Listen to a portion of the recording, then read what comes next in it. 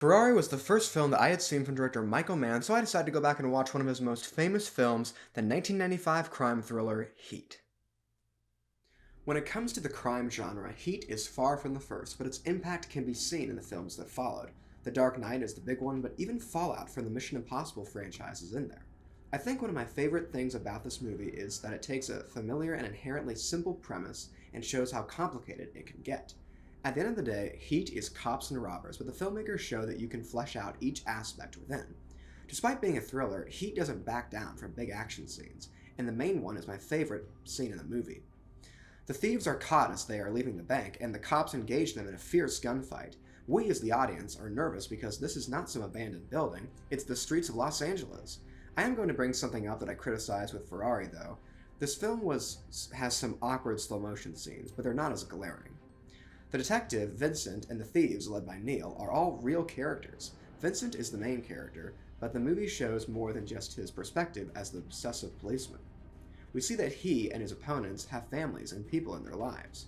Every invested moment with the characters' lives means something for the main plot, except for the side plot of Vincent's stepdaughter, Lauren.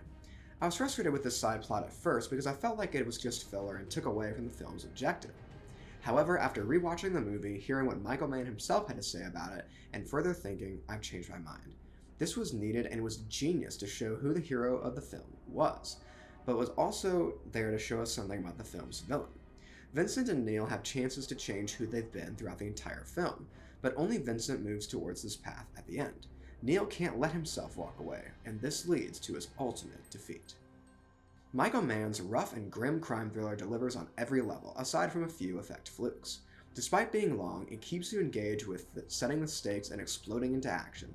The great performances from Pacino, DeNiro, and the rest of the cast really help with this. I would highly recommend this film to someone who's watched some of the recent great crime movies, as they will see where many of these films get their style and action. Heat gets a 9 out of 10. Hello everyone, welcome back to Movies with Michael, and if you enjoyed this movie review, you can show it by leaving a like on this video, commenting down below what you thought about this movie. Do you love it? Do you hate it? Or is it right there in between? And please remember to subscribe to this channel and click the notification icon to be notified about my latest videos. That's all for now, and I'll see you all next time.